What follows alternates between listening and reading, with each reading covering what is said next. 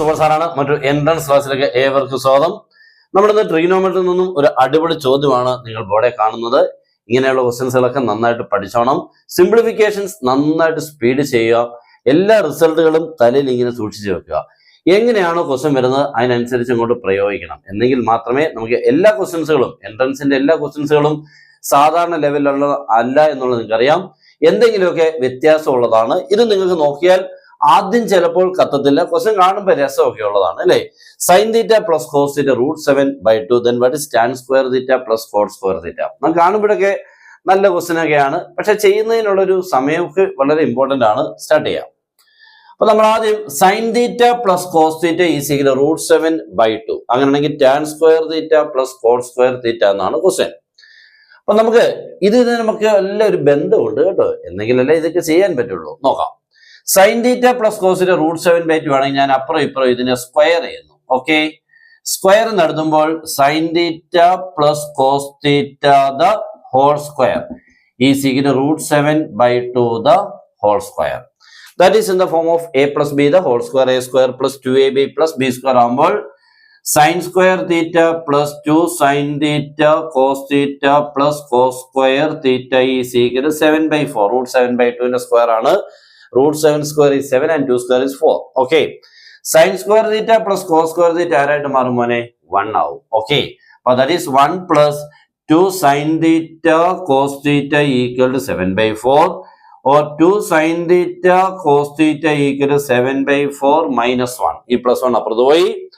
That is 2 sin theta cos theta is equal to by 1 വെച്ചുകൊണ്ട് ചെയ്യുമ്പോൾ method of cross multiplication apply that.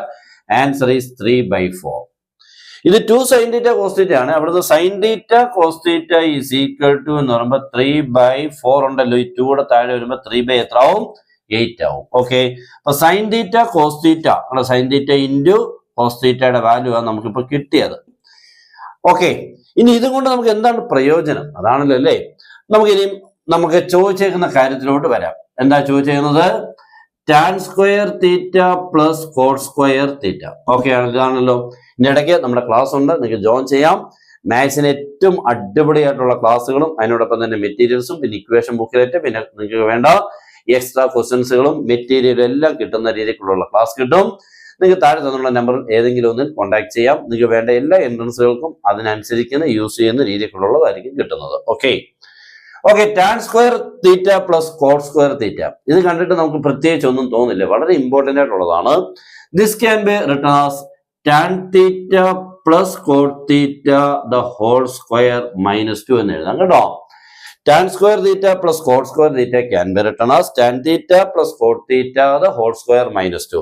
നിങ്ങൾ ഇതിനെ a plus b the whole square expand ചെയ്ത് 2 കുറച്ച് കഴിഞ്ഞാൽ ഇത് തന്നെ കിട്ടും കേട്ടോ. കാരണം ഇത് റെസിപ്രോക്കൽ ആണെന്നറിയാലോ, ടാൻ തീറ്റയും കോട്ട് തീറ്റയും റെസിപ്രോക്കൽ, അതുകൊണ്ടാണ് കേട്ടോ. ഓക്കെ, അപ്പൊ ഇത് നിങ്ങൾ വേണമെങ്കിൽ മനസ്സിലാവുന്നില്ലെങ്കിൽ ഒന്ന് ചെയ്ത് നോക്കിയാൽ മതി, ഇത് കിട്ടും. Tan theta plus cot theta എന്ന് പറഞ്ഞാൽ ടാൻ എന്ന് പറഞ്ഞാൽ ആരാ മോനെ? സൈൻ തീറ്റ ബൈ ആരാണ്? Cos theta. ഇത് കോസ് തീറ്റ ബൈ ആരാണ്? Sine theta the whole square -2. Okay ആണല്ലോ. ഇവിടെ നമ്മൾ LCM method of cross multiplication apply ചെയ്താൽ sine theta into sine theta sine square, cos theta into cos theta cos square. അപ്പൊ numerator sine square plus cos square becomes 1. Okay, 1/sin cos theta into sine തീറ്റ എന്ന് പറഞ്ഞാൽ sign theta cos തീറ്റ ഇങ്ങനെ കിട്ടും കേട്ടോ. Whole square -2. Okay, ഒന്നുകൂടെ പറയാം. Sine theta into sine theta sine സ്ക്വയറും cos സ്ക്വയറും ചേർന്ന് 1 ആവും മണ്ടയ്ക്ക്. Denote cos theta into sine theta sine theta cos theta the whole square -2. Okay ആണല്ലോ. ഇവിടെ നമുക്ക് സൈൻ തീറ്റ കോസ് തീറ്റയുടെ വാല്യൂ കിട്ടിയപ്പോൾ 3/8. അപ്പൊ 1/3/8 എന്ന് വരുന്നില്ലേ? 1/3/8 ദ ഹോൾ സ്ക്വയർ -2. ഓക്കെ, 1/3/8 എന്ന് പറയുന്നത് തിരിച്ചിടുമ്പോൾ 8/3 ആയിട്ട് മാറും. Okay, that is 64/9 -2. ശരിയാണ്, 64 എങ്ങനെ വന്നതാ?